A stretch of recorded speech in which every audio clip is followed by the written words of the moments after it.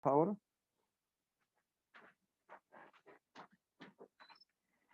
¿Cómo amargarse la vida? A ver, esto se basa en el libro que ustedes ya han leído, que tienen el libro de Waslavi, que es El arte de amargarse la vida, precisamente.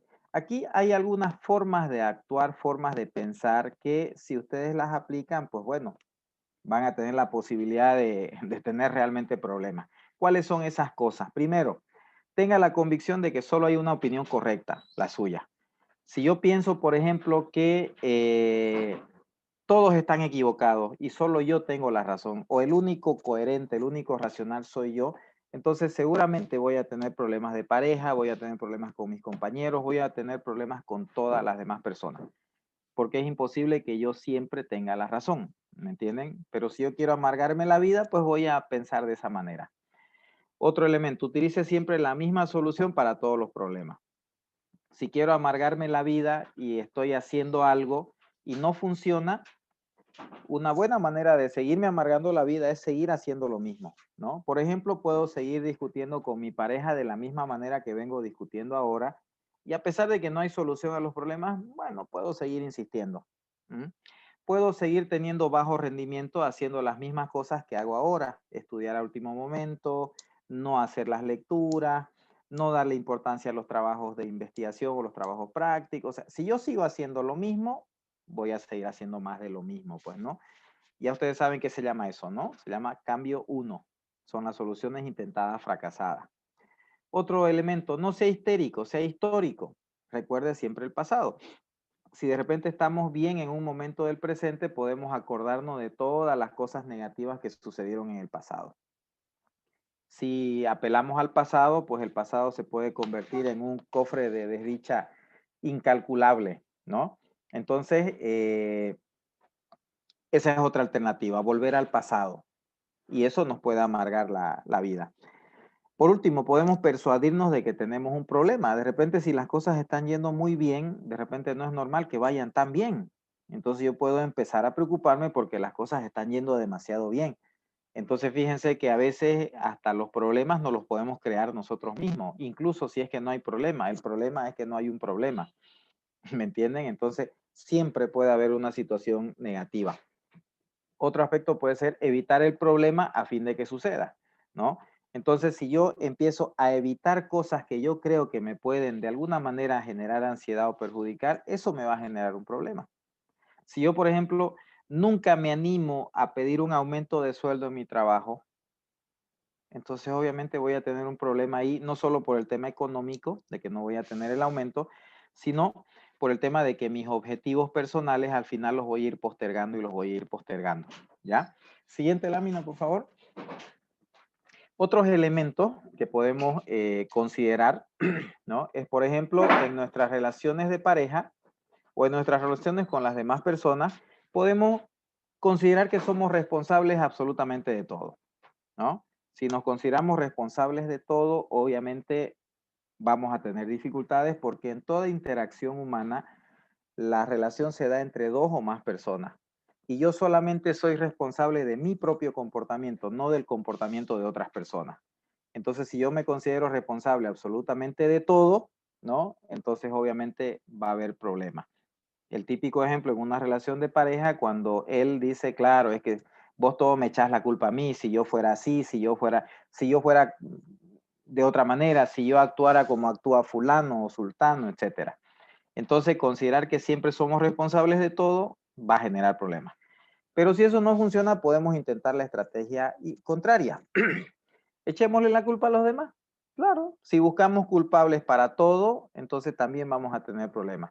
Ahí podemos buscar culpables en los políticos, podemos buscar culpables en nuestros padres, en Dios, en los dioses, en todo, ¿no? Si nos consideramos que nosotros no tenemos responsabilidad y son totalmente los demás los responsables, entonces obviamente vamos a tener dificultades, ¿no? Otro elemento, jamás demostremos admiración o reconozcamos el trabajo ajeno.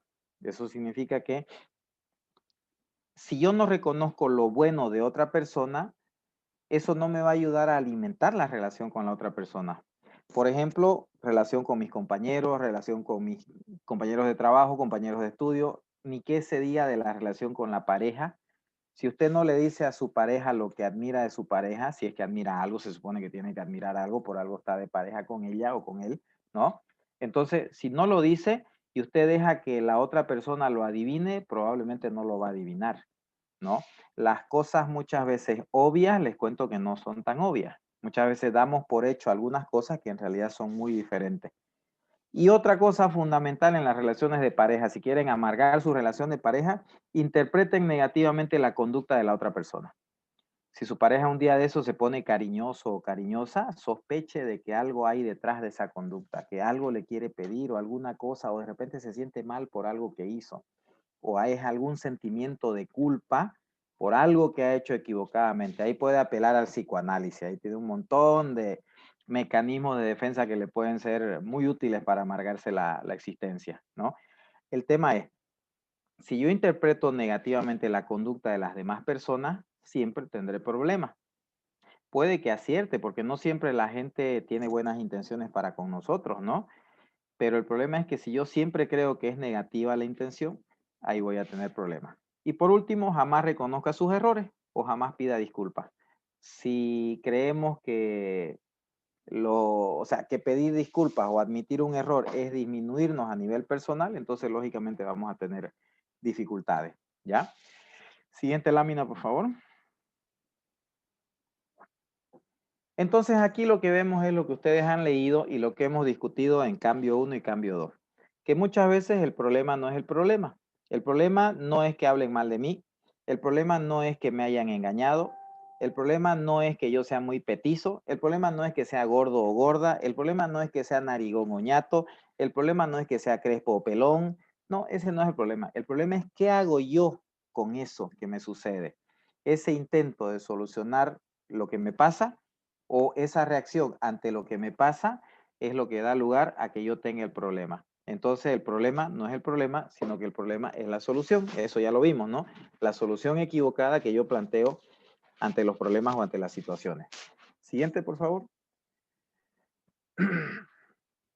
Esto nos lleva a hablar de algo muy común, nuestros autoengaños. Los autoengaños son formas de pensar que tenemos nosotros,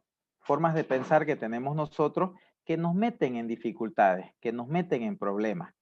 Entonces, un ejemplo súper simple sería algo así. Digamos que hemos vuelto a la normalidad en la universidad y estamos pasando clases presenciales. Un día de esos yo paso por ahí saliendo de la oficina y justo ustedes están charlando y justo se ríen a lo que yo paso.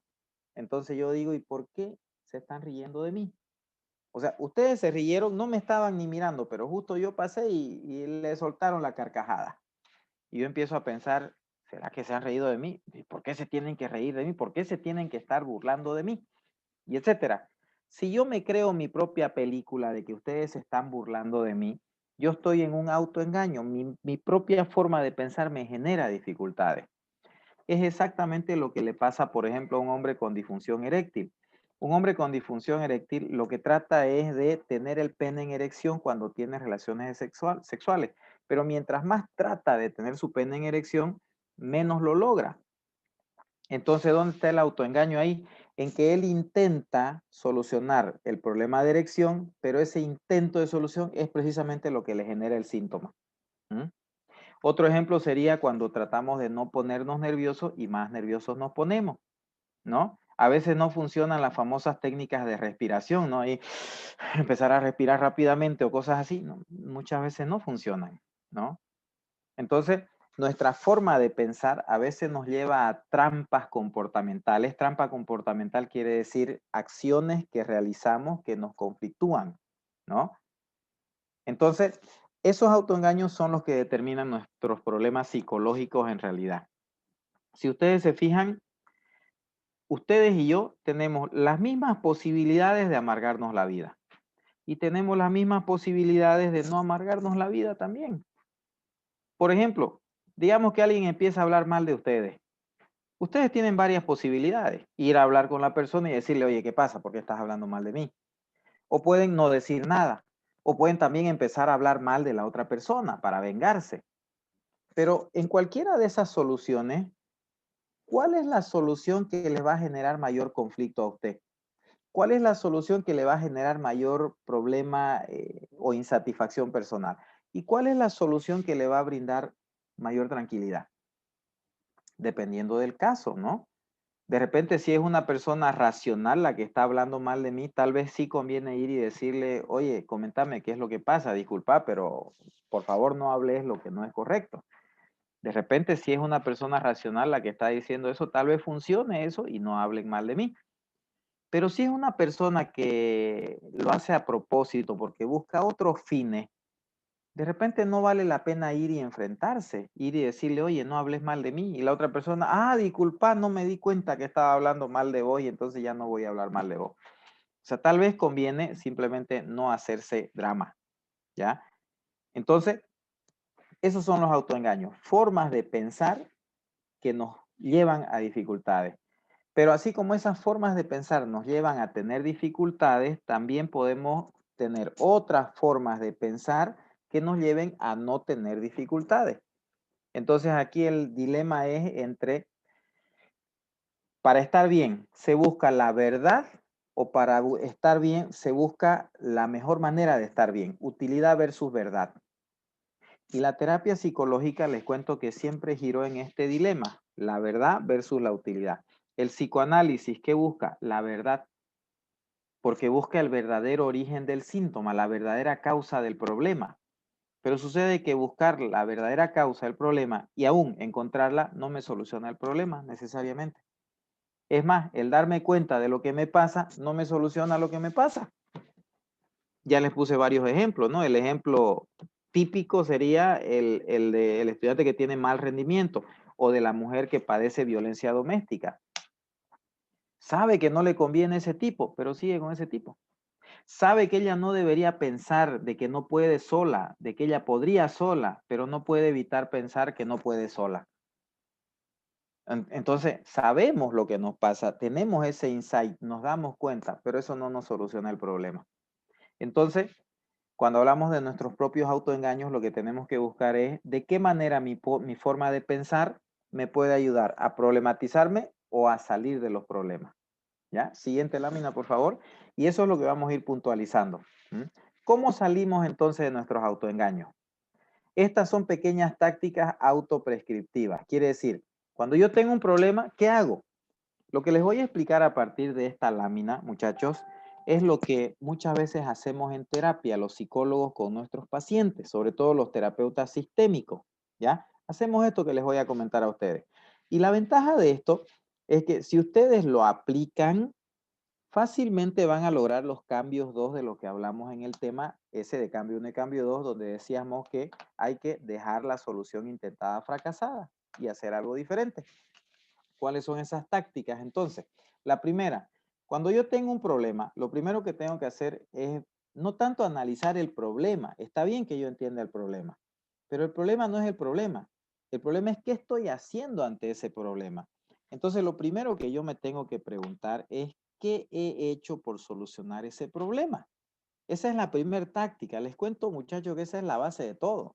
Cuando ustedes tengan un problema con su pareja, en lo sexual, en lo personal, en el trabajo, en los estudios, donde quieran. Cuando ustedes tengan problemas, lo primero que tienen que preguntarse es qué han hecho por solucionar ese problema, cuáles han sido sus soluciones intentadas. Y se van a dar cuenta de que esas soluciones intentadas no dieron resultado. Ese es el primer paso para el cambio, que yo me dé cuenta que lo que hice no funcionó. ¿Qué tengo que hacer? Dejar de hacerlo. ¿Mm? Entonces esa es la primera táctica. Así de simple, fíjense. Es fácil amargarse la vida. Lo difícil es simplificarla. Pero para simplificarla hay cuestiones tan simples como estas tácticas. ¿Ok? Entonces lo primero, identificar mis soluciones intentadas fracasadas y hacer algo diferente. Otra táctica, la famosa técnica del como sí. ¿Se han preguntado alguna vez ustedes cómo le hacen los grandes actores para interpretar los personajes que interpretan? ¿Han visto que lloran? Y lloran de verdad, las lágrimas son reales. ¿La emoción será real o no? ¿Mm? Sucede que un gran actor, un buen actor, es el que no es que se meta en el papel, es que es el papel, es el personaje. ¿Mm? si está haciendo, si está interpretando el personaje, qué sé yo, de Don Quijote de la Mancha, no está representando a Don Quijote, es Don Quijote. No representa, es Don Quijote. Y se mete al papel de Don Quijote y actúa como Don Quijote o del personaje que sea. Entonces los actores, los buenos actores, hacen como si fueran ese personaje. De ahí viene la técnica del como si yo fuera eso, ¿no? Hay una anécdota de una persona que le hizo una pregunta a Pascal, el gran matemático y filósofo, que era cristiano, cristiano católico. Le preguntó a alguien, ¿no? Un cura le preguntó precisamente a Pascal, le dijo, mira, tengo este problema, he perdido mi fe, me siento alejado de Dios. Y era un sacerdote, o sea, eso es grave para un sacerdote, ¿no? Me siento alejado de Dios, siento que he perdido mi fe, no sé cómo conectarme con Dios. Entonces Pascal le dijo, anda a la iglesia, orá, hacer los rituales, visita varias iglesias, hace de cuenta que tenés fe y la fe no va a tardar en llegar. Y eso fue lo que hizo. Fue a las iglesias, empezó a actuar, a emitir las mismas conductas que emitía antes cuando tenía fe y de repente se sintió más conectado con Dios, empezó a identificarse con los rituales religiosos nuevamente, etcétera, etcétera. Entonces hizo como que tuviera fe. Y el hacer como que tuviera fe le creó o le generó la fe. Entonces, ¿qué significa eso? Que cuando tenemos problemas personales, también podemos hacer de cuenta de otra persona, como que fuéramos otra persona o preguntarnos, ¿qué haría otra persona en mi lugar? ¿Qué haría X persona en mi lugar? ¿Cómo esa persona solucionaría el problema que yo tengo? Ese ejercicio mental tan simple de pensar qué haría X persona en mi situación me puede ayudar a tener otra perspectiva de mis propios problemas, a tener otra perspectiva de mí mismo. ¿Mm? A veces yo hago este ejercicio alguna vez que me acuerdo de cuando era adolescente. Todos los miedos y todos los temores que tenemos cuando éramos adolescentes. Incluso ni tan adolescente, cuando estaba estudiando la carrera. Yo tenía miedo de no pillar trabajo. Yo decía, pucha, ¿y de qué voy a trabajar? O sea, me encanta la psicología, pero hasta que ponga mi consultorio y entrar a una empresa, o sea, ya todingas estaban loteadas. Y no tenía influencia, cero muñeca por ningún lado. Entonces, ¿cómo? Me generaba ansiedad, me generaba preocupación. Si yo, por ejemplo, viera mi vida hacia atrás y conversara conmigo mismo, con ese adolescente o bueno, ya joven que era cuando estaba estudiando la carrera, entonces yo mismo me diría, no, tranquilo, seguí estudiando, hacer las cosas bien y después vas a tener trabajo, no te preocupes. Entonces, ¿cómo actuaríamos ante una determinada situación? Ese ejercicio nos lo podemos plantear. Si yo en este momento siento que tengo inmadurez personal, yo me puedo preguntar, ¿y si yo fuera maduro, qué haría una persona madura en mi lugar? Ante este problema, ante esta situación, ¿qué haría? ¿Mm? Y empezar a actuar como si yo fuera maduro. Si yo empiezo a actuar como que fuera maduro, me vuelvo maduro, pues. ¿Me entienden? Entonces, esa es la táctica, ¿ya? Siguiente lámina, por favor. Muchas veces nuestros problemas, muchachos, se deben a que evitamos las cosas. Evito pedir un aumento de sueldo aunque creo que lo merezco. Evito hacer respetar mis derechos por no lastimar a las demás personas. ¿Mm? Evito exteriorizar mis sentimientos porque tengo miedo a que me digan que no, en el caso de los hombres, por ejemplo, ¿no? Muchas veces el problema es que evitamos. ¿La táctica en qué consiste? Evitar, evitar. Ya les ponía ejemplos también. Si yo evito esos lugares donde nos vimos con esa persona y nos enamoramos, mientras más evite esos lugares, más me acuerdo de la persona, ¿no? Si nos enamoramos en nuestro romántico curichi y yo evito el curichi, pues más me voy a acordar de la persona mientras más evite el curichi. ¿Me entienden? Entonces, ¿la táctica en qué consiste? En no evitar. Simplemente no evitar. Si tengo que pasar por el curichi, paso. Si tengo que escuchar esa canción que me recuerda a ella, la escucho. No la evito, ni la busco, pero no la evito tampoco. Para que no me pase lo que dijo ese poeta, ¿no? Esa frase que está ahí. En este momento estoy llevando todas las heridas de las batallas que he evitado. ¿Cuántas veces ustedes se han arrepentido de no haber hecho algo? ¿Mm? Ay, y si le hubiera dicho esto, y si hubiera hecho esto otro, y si lo hubiera intentado, y si hubiera esto, y si hubiera, y me amargo la vida pensando en todas las cosas que hubiera hecho y no hice. ¿Mm? Dice otra frase por ahí, hay dos grandes fracasos en la vida, dos grandes problemas. Uno, no lograr las cosas que yo quiero, y dos, lograrlo. Porque si yo no logro lo que quiero, me conflictúo porque no lo logro. Y si lo logro y me quedo ahí, entonces también me estanco porque lo logré y ¿qué más? ¿Mm? Entonces, esta táctica consiste en que si yo tengo miedo, si yo tengo temores, pues los tengo que desarrollar, los tengo que enfrentar. No se trata de ser suicida, no se trata de ser masoquista tampoco, no, simplemente de desarrollar mi vida de la manera más adecuada posible, ¿ya? Y otra relacionada con esta es esforzarse por no esforzarse. Sucede que muchas veces nos esforzamos demasiado por lograr algo y no lo logramos, pero seguimos insistiendo. Cambio uno, ¿se acuerdan? ¿Mm? Cuando queremos lograr un objetivo y obsesivamente seguimos y seguimos, pero no da resultado, entonces lo lógico ahí sería cambiar de estrategia, hacer algo diferente o de repente cambiar eso, no pretender eso. ¿Mm? Porque hay situaciones en las que en nuestra personalidad tenemos que saber diferenciar entre lo que podemos lograr y lo que podemos desarrollar y entre lo que quisiéramos lograr, pero no vamos a poder lograr nunca. Y ese aprendizaje y esa diferencia es fundamental en nuestra vida, ¿no? Hay cosas que no vamos a poder lograr. Creo que ya les decía, a mí me encanta el fútbol, por ejemplo. Me gusta jugar de arquero, pero yo no voy a llegar a ser arquero de la selección nacional, aunque me encantaría. Bueno, no en esta selección, digamos, ¿no? Es una selección competitiva, pero me encantaría, pero no lo voy a lograr nunca. ¿Qué pasa si yo me frustro y me pongo a pensar que mi vida no ha tenido sentido porque tanto que me gusta el fútbol y nunca llegué a jugar ni en equipo de barrio? ¿Mm? Me voy a sentir mal.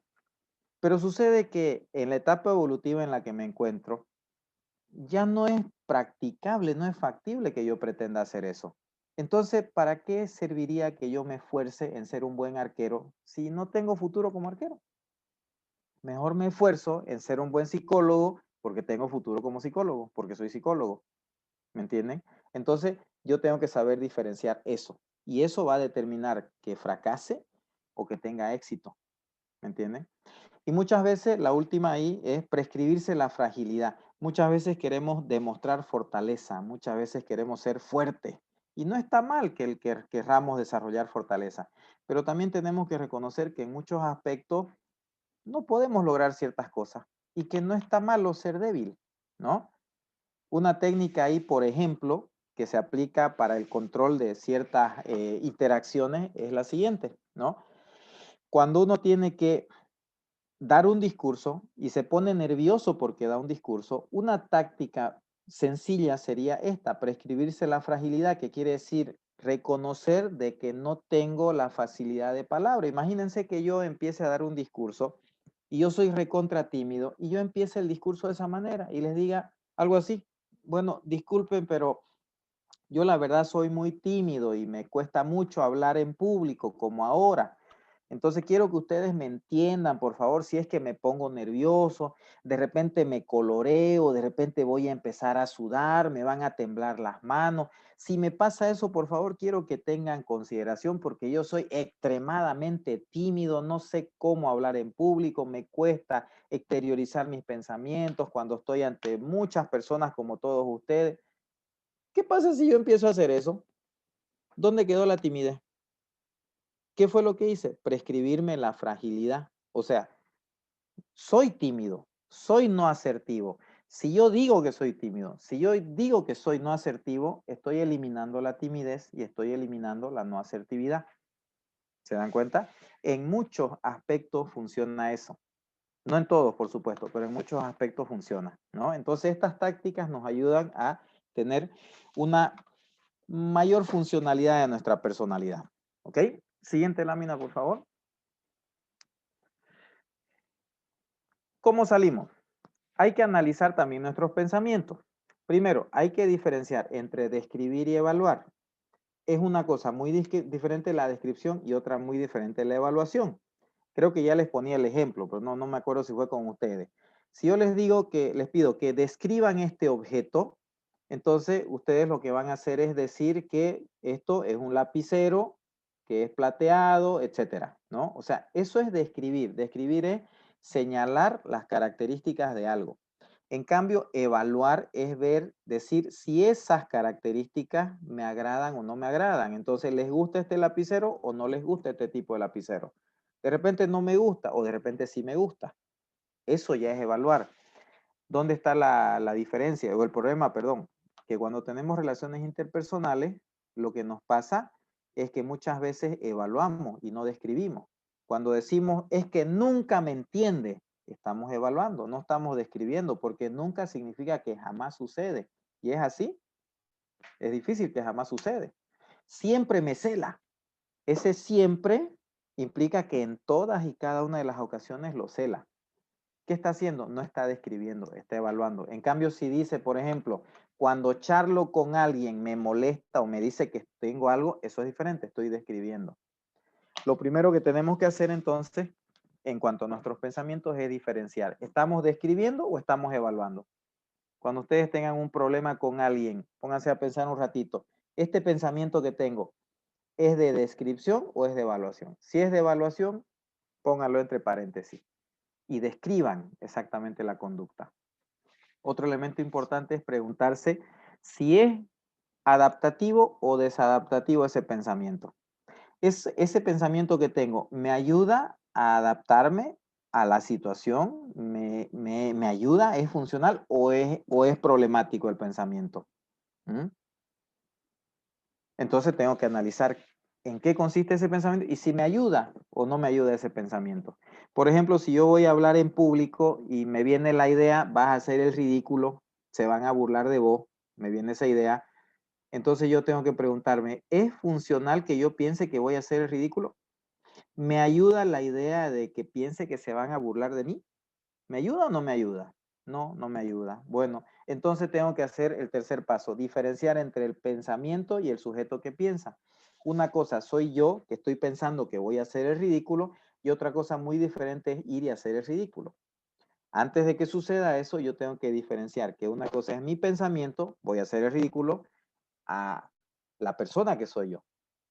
Yo tengo que reconocer que ese pensamiento es temporal, viene y se va, y que no lo puedo evitar muchas veces porque los pensamientos no se los puede evitar, ¿no?